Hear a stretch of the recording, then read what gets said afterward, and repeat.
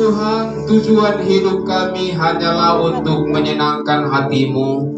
Kami orang kudus-Mu sudah ada di tempat ini Tuhan, mengucap syukur atas segala kebaikan-Mu, atas kemurahan-Mu, kasih karunia Tuhan kami boleh nikmati, dan kami sudah terima dengan penuh ucapan syukur. Terima kasih atas waktu yang sudah Tuhan berikan kepada kami pada pagi hari ini. Kami sudah memuji-muji Tuhan, kami sudah mendengarkan kesaksian-kesaksian daripada anak-anak sekolah minggu kami. Kami sungguh diberkati melalui puji-pujian. Terlebih pada saat ini kami sudah siap untuk mendengarkan dan belajar daripada kebenaran firman Tuhan. Kiranya kuasa Roh Kudus-Mu bekerja sehingga kami sama-sama mengerti, memahami, terlebih kami boleh mempraktekkan kebenaran firman Tuhan dalam setiap hidup kami. Terpujilah nama Tuhan sebab Engkau baik. Inilah doa kami. Kami sambut kebenaran firman Tuhan dengan penuh ucapan syukur di dalam nama Tuhan Yesus Kristus. Kami berdoa mengucap syukur. Haleluya. Amin. Amin. Silakan. Bapak, Ibu, saudara-saudaraku yang berbahagia pada saat ini boleh dulu kembali. Puji Tuhan, salam kudus. Ya baik, puji Tuhan, senang boleh kembali bertemu. Kita boleh tatap muka seperti hari ini. Semuanya sehat-sehat, ya, semuanya boleh bersukacita. Itu adalah suatu hal yang luar biasa yang Tuhan berikan kepada kita.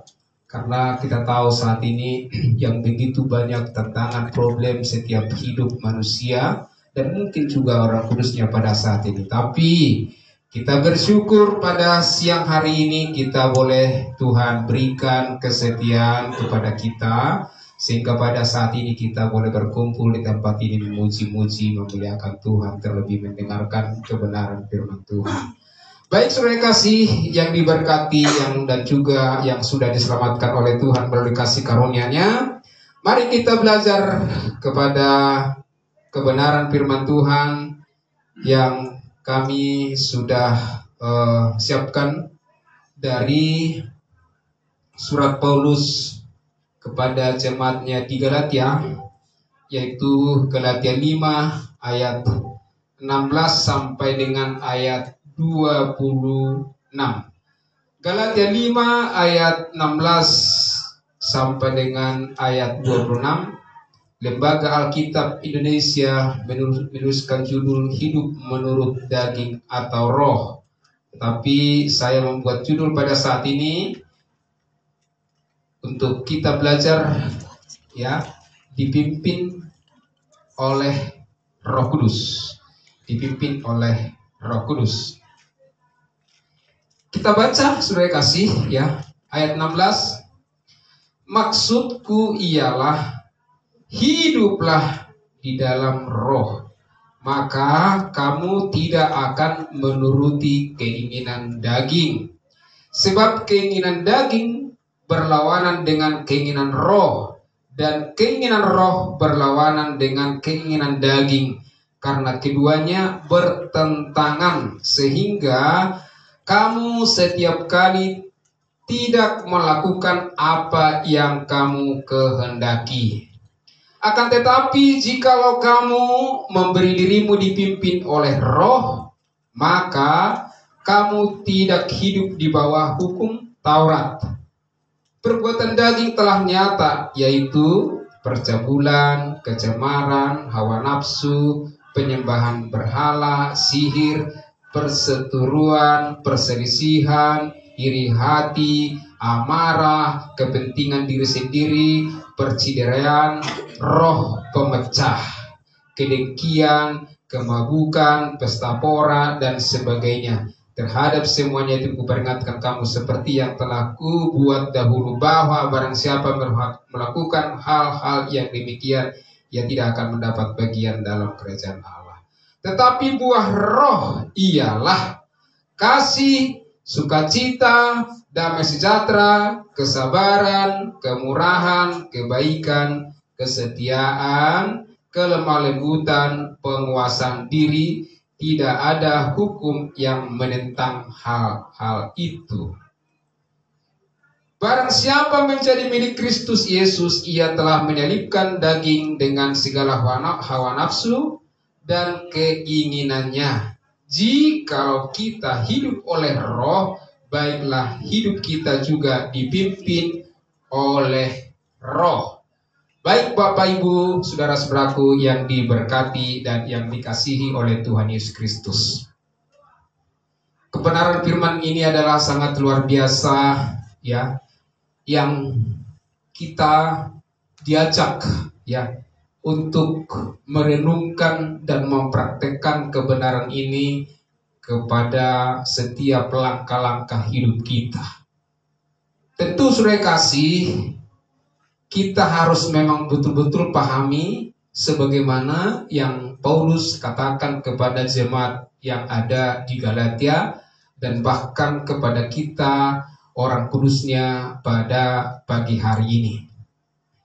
Ada hal-hal yang memang kita harus renungkan saudara kasih.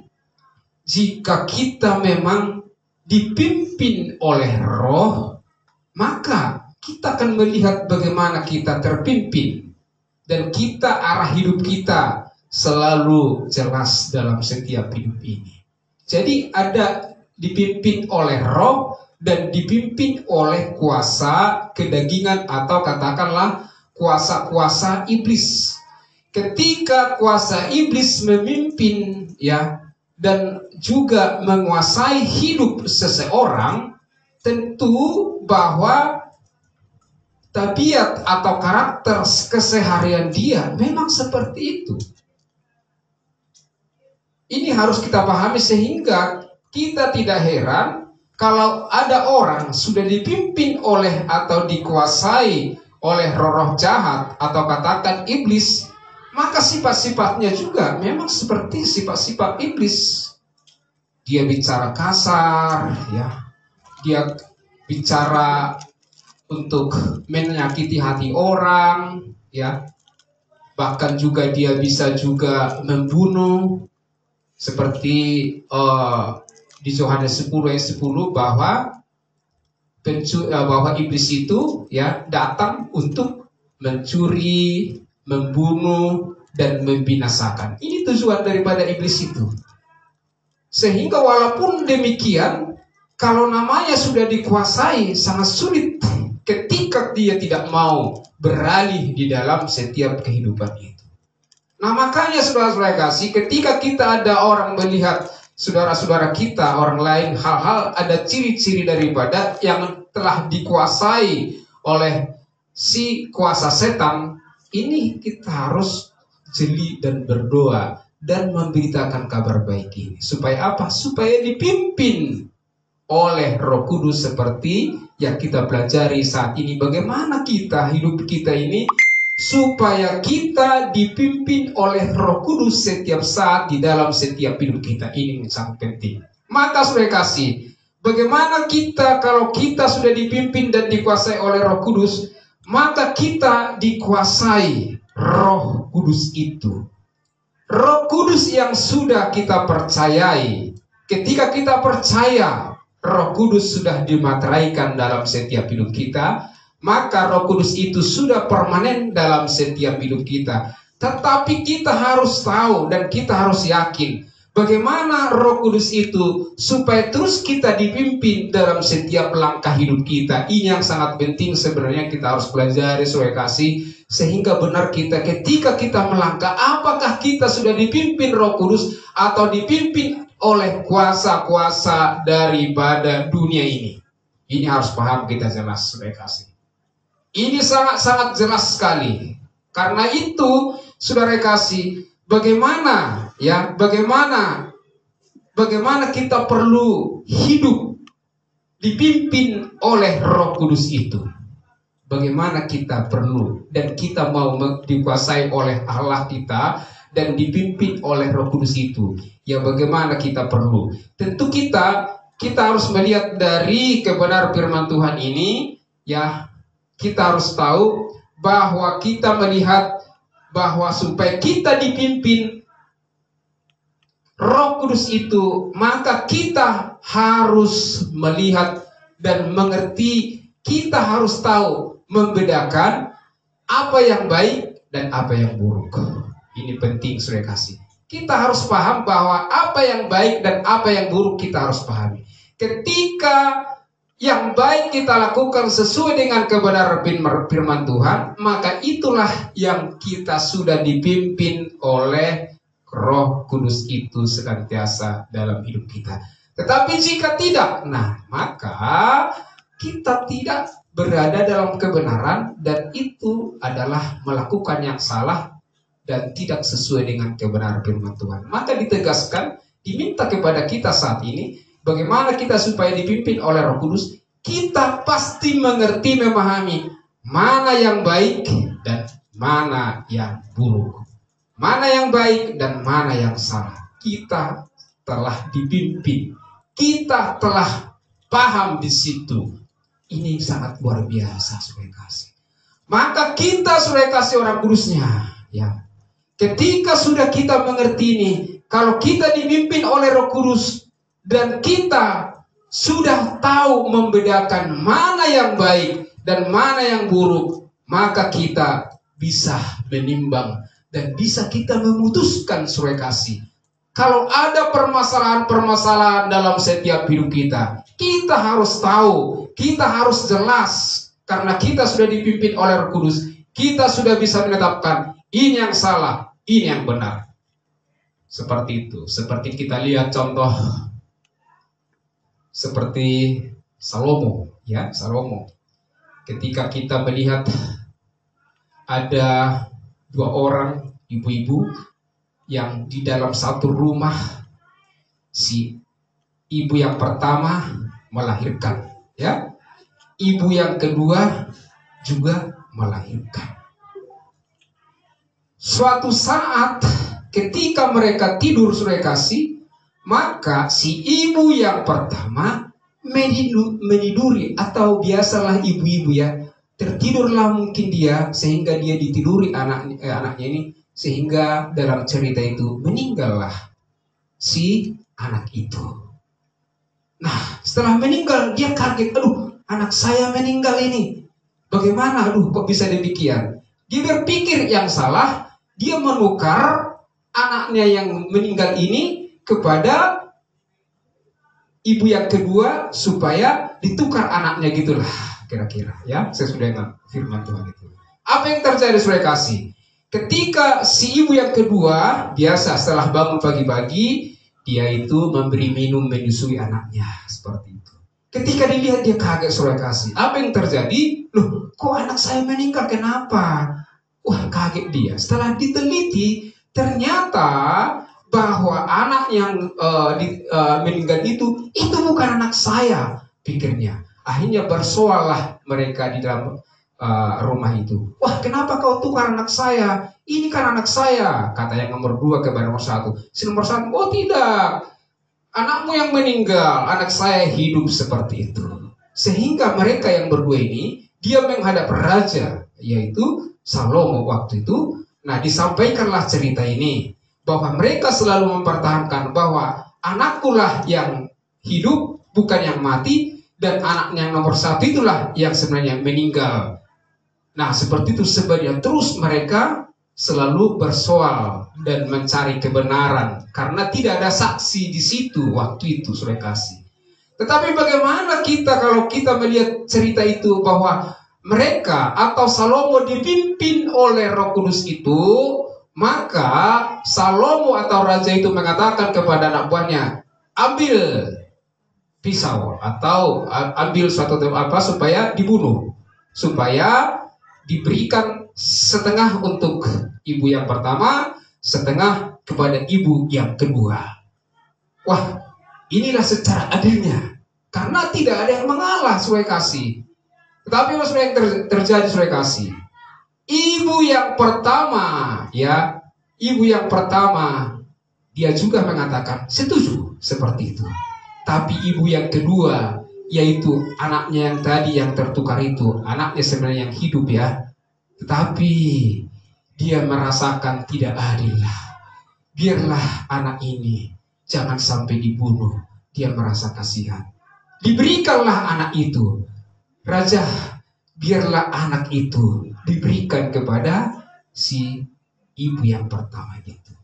Seperti itu. Nah, ini adalah suatu yang kita lihat, perbuatan, suatu tindakan, suatu putusan yang betul-betul yang diberikan Tuhan kepada Salomo.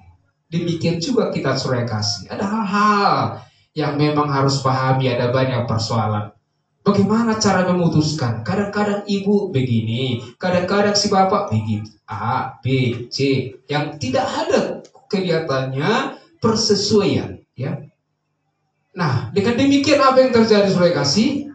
Kita berdoa supaya Tuhan berikan hikmat kepada kita sehingga kita putuskan seturut dengan kehendak Tuhan. Inilah ciri yang telah dipimpin oleh Roh Kudus itu dalam setiap hidup kita. Itu yang pertama Saudara kasih, ya.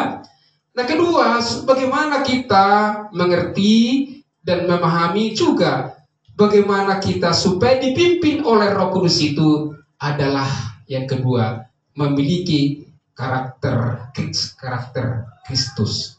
Karakter daripada Yesus Kristus kita. Kita harus tahu dan kita harus juga merenungkan dan memahami supaya kita dipimpin dan kita bisa seperti mengikuti karakter Yesus Kristus. Nah, apa saja kira-kira karakter Yesus Kristus itu dalam setiap hidup kita sebenarnya yang sudah membuktikan banyak, sangat banyak sekali Saudara kasih. Tapi yang pertama saya katakan dulu, yaitu kasih. Ya. Dia mengasihi kita. Dia mengasihi semua manusia. Dia juga selalu mentaati apa yang disampaikan oleh Allah kepada anaknya. Setelah Allah melihat begitu banyak sudah berdosa setiap manusia, tidak akan pernah dan tidak akan bisa lagi masuk surga, maka Yesus Kristus datang ke dunia ini. Ya. Dia harus taat. Ya, dia harus taat Saudara kasih. Bagaimana? Supaya setiap orang yang percaya kepadanya tidak binasa, melainkan beroleh hidup yang kekal.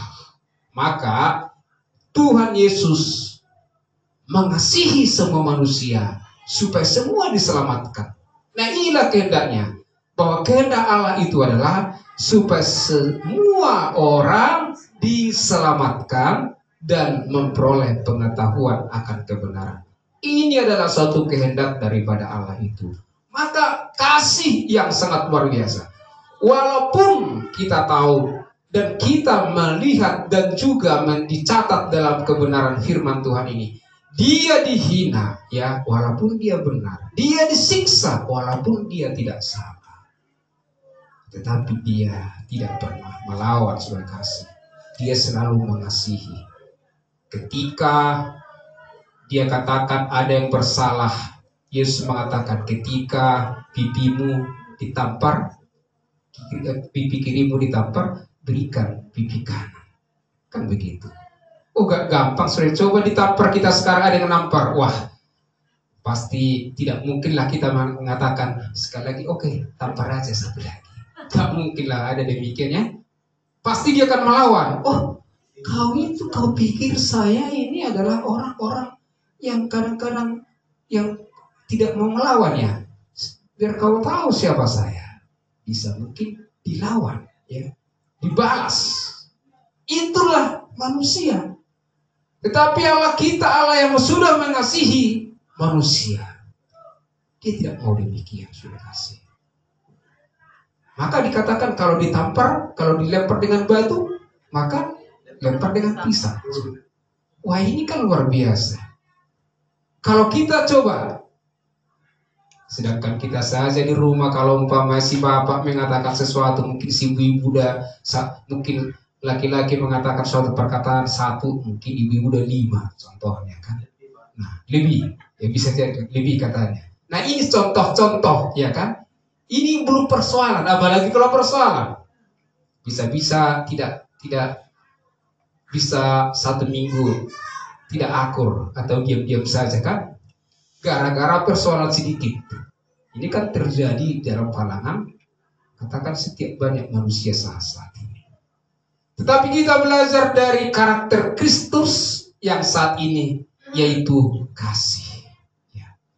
Nah, jadi karakter Kristus itu adalah kasih. Dan juga tadi kita melihat dia selalu taat kepada Bapaknya. Apa yang sudah disampaikan Bapaknya, Allah kita, dia selalu dengar dan turuti. Nah, itu adalah yang sangat luar biasa. Dan bahkan yang satu lagi, dia mengampuni. Dia selalu mengampuni. Coba kita saat ini, apakah sudah mau mengampuni? Pasti sudah bisa. Tapi jika tidak, ini kita harus belajar di dalam karakter Kristus. Kita harus mengasihi.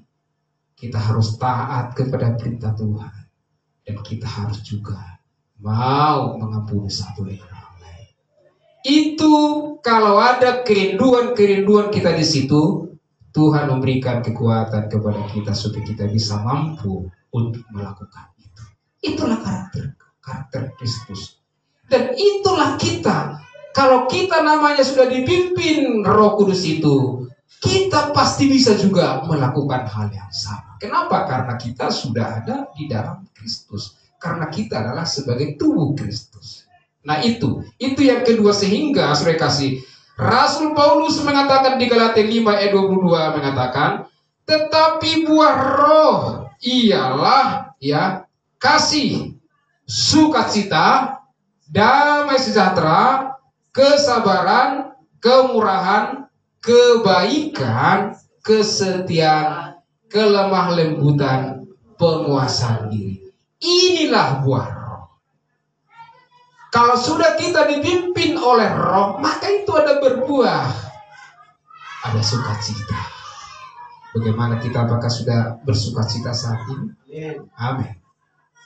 Dan memang itulah buah roh itu, sukacita. Walaupun banyak masalah, tapi kita belajar dipimpin oleh roh, kita bersukacita, ya. Bersukacita. Dan juga tadi dikatakan bahwa kita sudah ada kasih, bersukacita, dan juga ada damai. Ini menjadi kerinduan kita, selalu ada damai. Ketika ini saudara kasih terjadi dalam setiap hidup kita, di dalam keluarga kita, yakinlah bahwa kita orang kudusnya pasti menjadi orang berkat dan banyak berkati orang lain. Dan pasti banyak akan terheran-heran, ada apa di dalam kehidupan orang ini? Kok santai, kok tenang kelihatannya? Padahal saya, mungkin ada sebagian orang demikian, sudah tersedia kekayaan dunia, ya. Saya kira itu membuat hati saya tenang. Ternyata tidak. Tapi kok mereka kok bisa, ya? Kok mereka sangat sederhana? Kok bisa? Nah, inilah sebenarnya yang diinginkan oleh Rasul Paulus kepada jemaat di Galatia dan bahkan kepada kita orang kudusnya saat ini, supaya dipimpin oleh Roh Kudus itu, maka terjadilah kasih, sukacita, damai sejahtera di Galatia 5 ayat 22 dan 23 tadi itu. Ini menjadi kerinduan kita orang kudusnya, supaya kita menjadi berkat. Karena kalau kita lihat, kalau kita sudah dipimpin oleh Roh Kudus itu, ini menjadi buahnya. Tetapi jika seseorang dipimpin oleh keduniawian itu, maka kita akan melihat bagaimana kalau dia dipimpin oleh dunia, atau katakan oleh iblis, dipimpin oleh iblis, dikontrol oleh iblis. Apa yang terjadi? Saudara kasih, di Galatia 5 kita melihat, di Galatia 5 ayat yang kita coba lihat di ayat 19, ya. Perbuatan daging telah nyata. Ini jadi nyata. Apa itu perbuatan daging itu? Yaitu percabulan. Nah, ini sering kita lihat bagaimana di dunia terjadi, seperti kecemaran, ya, hawa nafsu, penyembahan berhala, sihir, ya, perseteruan, perselisihan, iri hati, amarah, kepentingan diri sendiri, perceraian, roh pemecah, kedengkian, kemabukan, pesta pora, dan sebagainya. Sangat banyak. Ini daripada buah kalau dia dipimpin oleh kedagingan. Karena kita tadi sudah dengarkan bahwa kedagingan dengan dipimpin oleh roh itu selalu berlawanan, tidak akan pernah bertemu. Nah, jadi nyata-nyata daripada perbuatan itu kita lihat. Nah, tetapi kita bersyukur kepada Tuhan jika kita sudah orang kudus, sudah mengerti kasih karunia itu. Kita sangat yakin selalu menyerahkan diri kita kepada Tuhan supaya kita selalu terus dipimpin oleh Roh Kudus itu, sehingga buah roh yang di Galatia 5 ayat 22-23 terjadi dalam setiap hidup kita. Amin. Saudara kasih. Siapa semua kita rindu di situ? Amin ya, saudara kasih ya. Responi kebenaran firman Tuhan ini, karena ini adalah suatu iman percaya kita. Ketika kita meresponi dengan iman, terjadilah itu kepada kita semua. Tapi kalau kita tidak meresponi, bisa juga terjadi kepada perbuatan kedagingan tadi, saudara kasih. Nah, ini kita harus hati-hati, saudara kasih. Makanya tadi kita harus bisa bedakan. Kalau tadi kita sudah tahu bahwa kita dipimpin oleh roh, maka kita bisa membedakan yang baik dan yang buruk. Maka kita tahu kedagingan, dan kita melihat buah roh itu sesungguhnya, yaitu bahwa kita supaya tetap ada kasih seperti di Galatia 5 ayat 23, ayat 22 dan ayat 23 tadi. Nah, itu yang kedua, saudara kasih, bagaimana kita sudah menerima karakter, dan kita juga rindu karakter Kristus itu yang memimpin hidup kita senantiasa dalam setiap hidup kita. Juga seperti apa yang sudah disampaikan oleh Rasul Paulus kepada kita pada siang hari ini. Baik, saudara kasih. Yang ketiga, saudara kasih, bagaimana kita supaya dipimpin oleh Roh Kudus itu, kita harus tahu bahwa kita harus mengalahkan keinginan kedagingan itu. Kalau kita sudah dipimpin oleh Roh Kudus, maka kita bisa dan mampu mengalahkan keinginan daripada kedagingan yang di Galatia 5 ayat 19 tadi. Kita bisa, dan kita menjadi pemenang di sana karena Allah kita, Yesus Kristus, sudah mengalahkan itu semuanya, dan kita orang kudusnya juga pasti bisa mengalahkan kedagingan itu karena kita sudah ada dalam Kristus seperti yang telah kita imani dalam setiap hidup kita. Sehingga kita harus tahu bahwa kalau kita sudah menang di dalam setiap hidup kita atau keinginan daging tersebut, maka dikatakan di ayat 24 tadi, kita lihat, barang siapa menjadi milik Kristus. Kita kan sudah menjadi milik Kristus. Ia telah menyalibkan daging dengan segala hawa nafsu dan keinginannya. Yaitulah di Galatia 5 ayat 19 tadi itu. Jadi kita sudah yakin bahwa kita telah menyalibkan semuanya itu. Kita yakin semuanya itu sudah dimenangkan oleh Tuhan, sudah dikalahkan oleh Tuhan semuanya perbuatan-perbuatan kita tersebut, supaya kita hasilnya di Galatia 5 ayat 223 tadi itu.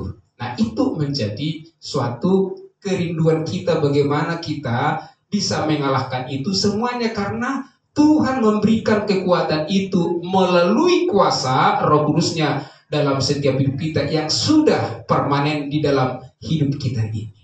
Ini yang penting kita harus renungkan, saudara-saudara kasih, ya, supaya kita tetap semangat dalam hidup ini, saudara kasih. Ketika ini terjadi, kita pasti semangat, saudara kasih. Tidak terlalu banyak lagi yang begitu ragam persoalan yang dihadapi banyak orang manusia saat ini, terlebih orang kudusnya. Tapi setelah kita memahami kebenaran ini, saudara kasih, kita selalu terima kasih Tuhan, Kau sangat baik. Saya bisa tenang dalam hidup ini. Keluarga saya juga demikian. Dan saya juga bisa merenungkan dan bahkan mewartakan kebenaran ini kepada banyak orang. Inilah yang kita memang rindukan, saudara kasih, dan yang terus kita syukuri dalam setiap hidup kita. Sehingga, saudara kasih, kita tadi, kita bisa mengalahkan keinginan daging itu karena kita telah dipimpin oleh Roh Kudus itu, sehingga kita menjadi orang-orang yang sudah milik daripada Yesus Kristus itu. Maka dikatakan di 25, jikalau kita hidup oleh Roh, baiklah hidup kita juga dipimpin oleh Roh. Nah, tadi sudah saya singgung itu. Jikalau kita sudah hidup di dalam Roh Kudus itu, baiklah kita hidup juga dipimpin oleh Roh. Jadi kita harus mau dipimpin. Apa yang Tuhan sampaikan kepada kita melalui kebenaran firman Tuhan, kita harus mau supaya kita dipimpin oleh Roh Kudus itu. Jadi kita selalu berdoa, Tuhan terima kasih. Kami percaya orang kudus semua, bahwa kami selalu Engkau pimpin. Roh kami, hidup kami akan selalu Roh-Mu yang ada dalam hidup kami ini. Selalu kami dipimpin. Sehingga apa yang kami kerjakan, apa yang kami lakukan, apa yang kami pikirkan, Tuhan akan bertindak dan bahkan memberkati kita orang kudusnya. Berbahagia kita saudara kasih ketika ini kita renungkan saudara kasih dan kita imani. Pastikan bahwa hidup kita itu ada hidup yang bersukacita di dalam Tuhan. Nah makanya saudara kasih setelah itu maka kita akan lihat bagaimana lagi di Kolose. Kita lihat saudara kasih di Kolose. Baik kita lihat mungkin di Kolose, bisa lihat di Kolose saudara kasih. Kolose 3 saudara kasih. Kolose 3 ayat 7 dan 8. Boleh dibaca saudara kasih? Ya. Boleh ada di depan Kolose 3? Ya, Kolose 3 ayat 7. Ya. Dahulu kamu juga melakukan hal-hal itu ketika kamu hidup di dalamnya. Tetapi sekarang buanglah semuanya ini, yaitu marah, geram, kejahatan, fitnah, dan kata-kata kotor yang keluar dari mulutmu. Ya. Jadi dahulu kamu juga melakukan. Jadi kita dulu ya perbuatan daging itu selalu nyata-nyata dalam hidup. Tapi ketika kita sudah dipimpin oleh Roh, maka dikatakan tadi semuanya itu mendatangkan murka. Artinya bahwa semua tadi yang disampaikan di Galatia 5:19 itu ya memang itu menjadi murka Allah bagi setiap yang melakukan itu. Tapi kita harus yakin bahwa sekarang buanglah semuanya itu, yaitu marah, geram, kejahatan, fitnah, dan kata-kata kotor yang keluar dari mulutmu. Ya. Kenapa? Karena kita dilihat ayat 3, karena kita lihat ayat 13 juga. Kita lihat ayat 13, Kolose 3 ayat 13. Sabarlah kamu seorang terhadap yang lain dan ampunilah seorang akan yang lain apabila yang seorang menaruh dendam terhadap yang lain, sama seperti Tuhan telah mengampuni kamu, kamu berbuat jugalah demikian. Nah, jadi tadi sudah saya singgung di dalam karakter Yesus itu diantaranya adalah mengampuni. Kita atau semua manusia sudah diampuni seluruh segala dosa-dosanya. Tidak ada yang tertinggal saudara kasih. Karena Allah kita Yesus Kristus sudah mati di kayu salib dan dikatakan sudah selesai. Jadi setiap perbuatan dosa manusia itu dulu, sekarang, dan yang akan datang sebenarnya sudah diampuni. Sudah diampuni. Tetapi saudara kasih, banyak orang yang tidak percaya dalam hal ini. Sehingga salah satu, dia tidak mau mengampuni. Kalau dia sudah disakiti hatinya, dia bisa balas dendam. Saya tidak mengampuni dia. Sampai mati pun saya tidak mau mengampuni dia. Dia sangat kejam. Coba dia mengerti, memahami kebenaran firman Tuhan, dia tidak melakukan itu. Jika ada di antara kita, maka saudara-saudara kita, beritakan kebenaran supaya kita menerima upah itu. Ya. Jangan sampai terjadi di antara orang kudus demikian. Karena Allah kita sudah lebih dahulu mengampuni segala dosa perbuatan manusia yang begitu kejam, yang harus memang dilakukan dan juga dilakukan oleh Tuhan Yesus Kristus di kayu salib. Walaupun dia benar, tapi dia mau mengampuni segala dosa-dosa manusia itu supaya semua orang diselamatkan. Walaupun Banyak kita lihat saat ini. Sudah ditawarkan Yesus Kristus keselamatan kekal kepada banyak orang. Dan dia mengatakan bahwa segala dosa manusia sudah diampuni. Tapi banyak juga orang tidak mau diampuni. Dia selalu yakin bahwa perbuatan dialah juga termasuk supaya dia masuk surga. Amal dialah supaya dia masuk surga. Banyak orang seperti itu, saudara kasih. Tetapi berbahagia, bersukacita kita yang mengerti, memahami kebenaran firman Tuhan ini, bahwa kita orang kudusnya Tuhan, saudara kasih.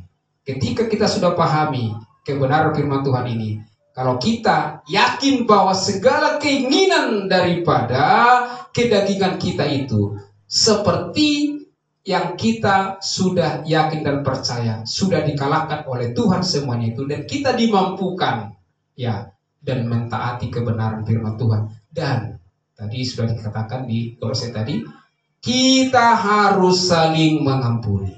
Cepat-cepat kita saling mengampuni, saudara kasih.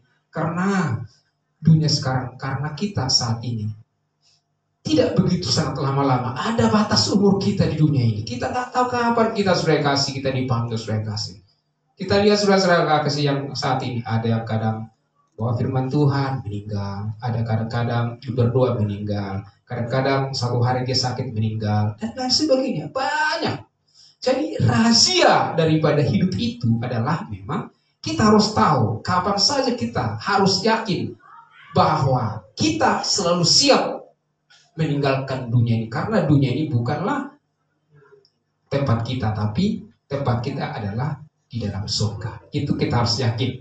Dan terakhir, saudara kasih, bagaimana kita supaya kita dipimpin oleh Roh Kudus, saudara kasih, maka kita juga harus tahu bahwa kita harus melihat supaya kita dipimpin oleh Roh Kudus itu, supaya kita ada kerendahan hati seperti karakter Yesus juga ada kerendahan hati, yaitu kita baca, saudara kasih, di Galatia 5 ayat 26.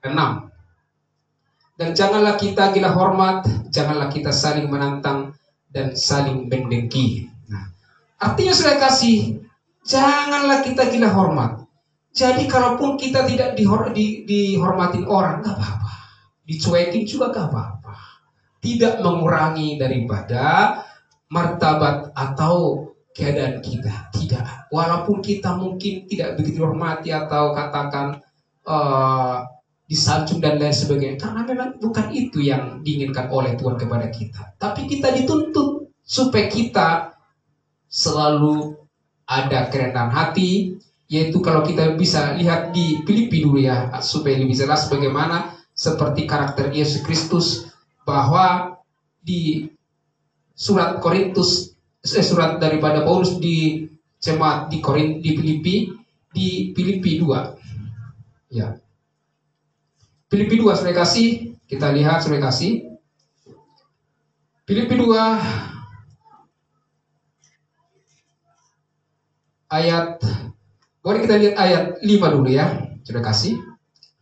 Hendaklah kamu dalam hidupmu bersama menaruh pikiran dan perasaan yang terdapat juga dalam Kristus Yesus, yang walaupun dalam rupa Allah tidak menganggap kesetaraan dengan Allah itu sebagai milik yang harus dipertahankan, melainkan telah mengosongkan dirinya sendiri dan mengambil rupa seorang hamba dan menjadi sama dengan manusia. Nah, jadi saudara kasih, ayat 8, dan dalam keadaan sebagai manusia, ia telah merendahkan dirinya dan taat sampai mati, bahkan sampai mati di kayu salib. Ini adalah salah satu karakter Yesus Kristus, dia mau merendahkan hati. Dan kita pun orang kudusnya saat ini diminta kepada kita supaya ada kerendahan hati. Kalaupun selama ini mungkin agak sulit dalam merendahkan hati, minta kepada Tuhan saat ini bahwa itu sudah diberikan kepada kita sebenarnya, tetapi responi supaya kita selalu ada kerendahan hati dalam hidup kita seperti Yesus. Dia mengosongkan dirinya, dia mau menjadi manusia. yang sebenarnya dia adalah Tuhan. Dan dia, Yesus Kristus, sampai mau menjadi manusia. Dan dia mati, seperti ayat 8 tadi. Mati di kayu salib 2000 tahun yang lalu untuk mengampuni segala dosa-dosanya. Dan dia rela mati. Rela mati. Ini bukan gampang, saudara kasih. Tapi karena ini adalah suatu penundukan daripada Yesus Kristus kepada Bapa. Dia mentaati segalanya. Kita pun juga diminta kepada saat ini kepada kita. Bahwa Yesus Kristus sebagai kepala gereja. Ya, Kristus sebagai kepala gereja. Dan kita adalah sebagai tubuh Kristus. Dan kita harus mau apa yang dikatakan oleh kepala kepada kita. Dan kita harus mau mentaati. Terlebih dalam kerendahan hati. Kalau sudah terjadi dalam kerendahan hati dalam setiap hidup kita, keluarga kita, saya sangat yakin kita pasti orang-orang yang bersuka cita, orang yang berbahagia. Sehingga di Galatia 5:22 tadi, 23 tadi, bahwa kita selalu ada kasih, ada sukacita, ada damai sejahtera, ada kesabaran, kemurahan, kebaikan, kesetiaan, kelemah lembutan, dan penguasaan diri. Ini yang terjadi, saudara kasih. Maka Bapak Ibu saudara kasih, kebenaran firman Tuhan yang sampaikan kepada Bapak Ibu saudara kasih, mari praktekkan dalam hidupmu supaya kita orang kudusnya semakin maju terus bersama-sama orang kudusnya mewartakan kebenaran ini.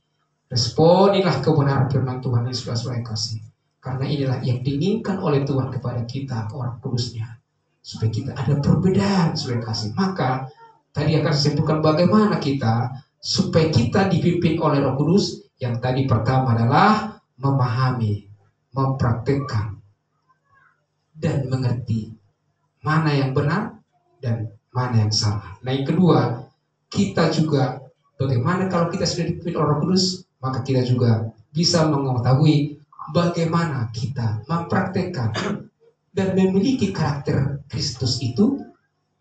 Ini yang sangat penting. Dan juga yang ketiga, bagaimana kita, kalau kita sudah dipimpin oleh Roh Kudus itu, kita bisa mengalahkan keinginan kedagingan.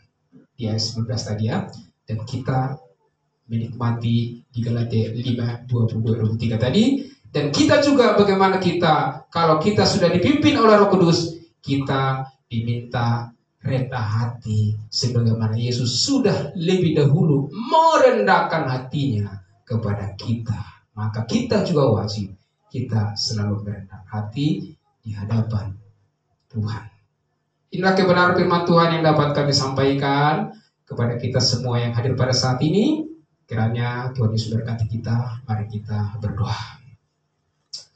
Terpujilah nama Tuhan di sorga, karena pada saat ini kami mau dan rindu bagaimana kami supaya kami dipimpin oleh Roh Kudus itu setiap saat dalam hidup kami. Oleh karena itu ya Tuhan, terima kasih mampukan kami melalui kuasa Roh Kudus-Mu untuk mempraktekkan kebenaran ini dalam setiap hidup kami, sehingga kami selalu bersuka cita, senantiasa bersama-sama orang Kudus-Mu, karena kami telah Tuhan selalu memberkati dan bahkan memimpin kami melalui kuasa Roh Kudus-Mu. Di dalam nama Tuhan Yesus Kristus kami berdoa mengucap syukur. Haleluya. Amin. Amin. Baik Bapak Saudara kasih.